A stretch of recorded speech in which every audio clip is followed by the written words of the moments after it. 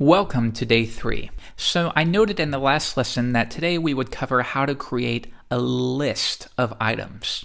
If you've used a normal text editor, you might do this. This is my list.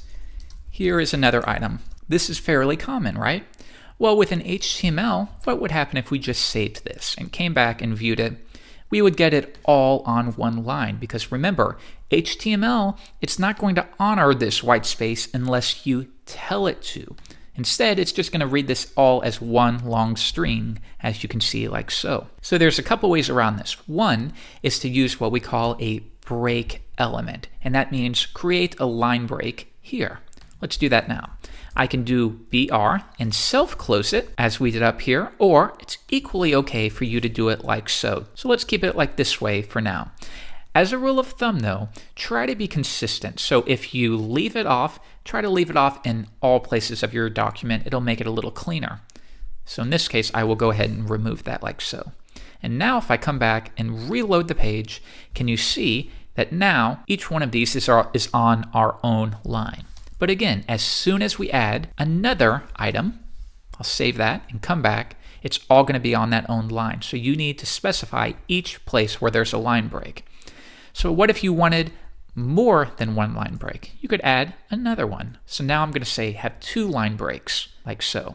So as you can imagine though, this is the way it was done in the old days, and this can really quickly create very, very sloppy code. So it is okay to use a break element when that is really what you need. You need a line break. However, most of the time you'll find there is a better tool for the job. In this case, we're trying to create a list, but we're not using actual HTML markup to create a list. Let's do that now. We specify a list by doing UL. Now, there are a couple types of lists, and we'll go over each one today. This one is called an unordered list, which means we're not doing this in numbers, meaning number 1, number 2. There is no order, so we use unordered list.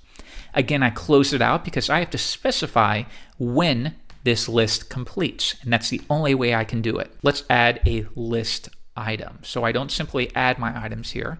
I have to use another tag, and this is called a child tag, list item. And now I will say, go to them all. Maybe we have our tasks. Again, I have to close out my list item, so let's save that and see what we get.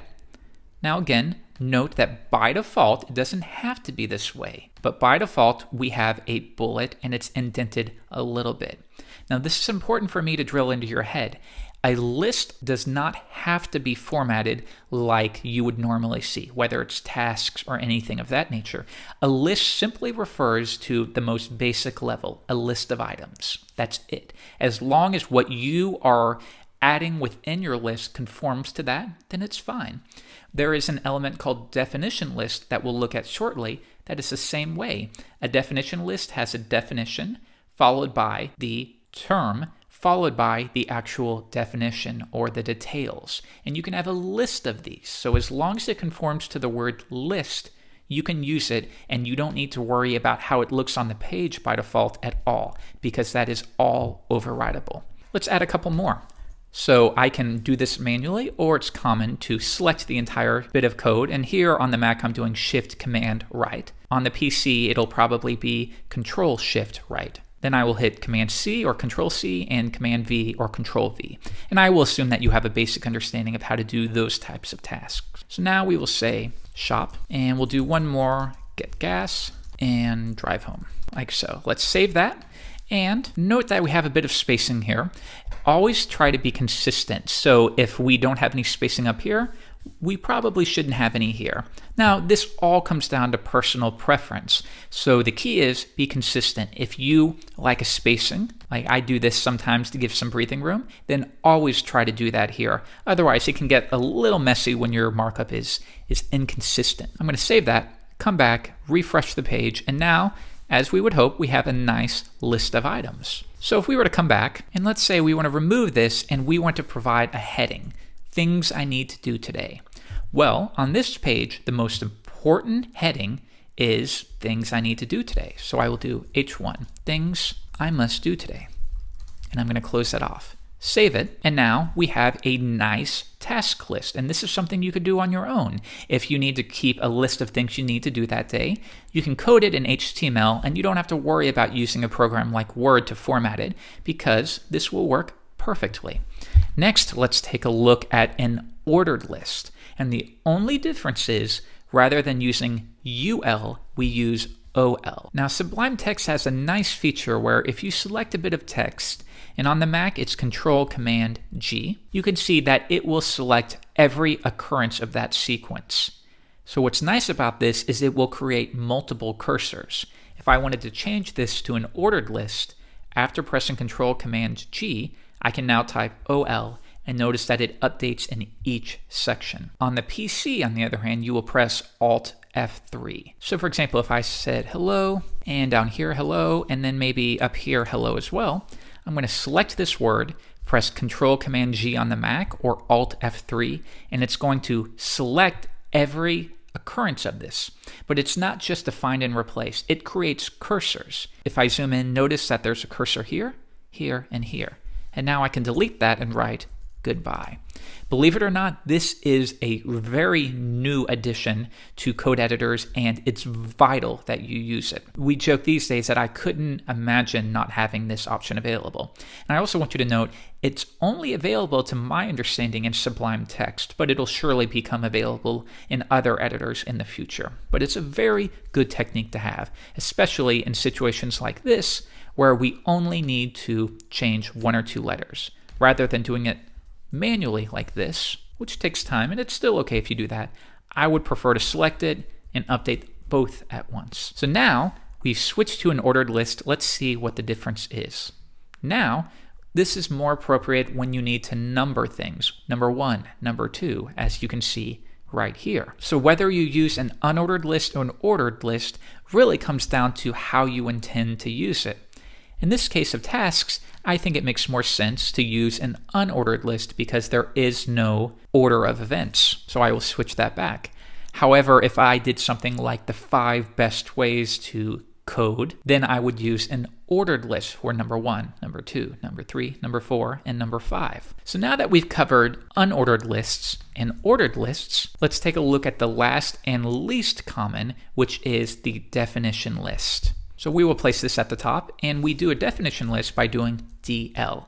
Notice how often the element names correspond to the actual name. DL for definition list. Now this is slightly more complex, but you can understand it.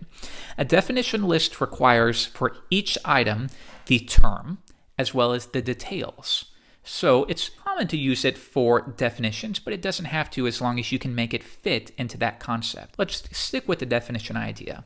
And let's say we want the definition term, and we'll say Sublime, and I'm going to close it out. And now we need to provide the definition for this or the details for that. It doesn't have to be a definition. It's just simply a way to connect this to this value. And I will say a code editor. Let's view that in the browser. Refresh. And now notice that the default formatting is to have the term here, then the details or the definition is on its own line and indented. So if we wanted to have a handful of these, I could copy this and paste them in like so. And I'll do a couple more. I refresh. Now you can see all of them take that syntax and styling. But again, it does not have to. If you would like the details to be on the same line as the term, you can do that as well. And we'll learn how to do that when we dig into our CSS. For now, we need to learn the basics and the structure of our page before we can style our page. Now, before we finish up for the day, I want you to take note of a couple things.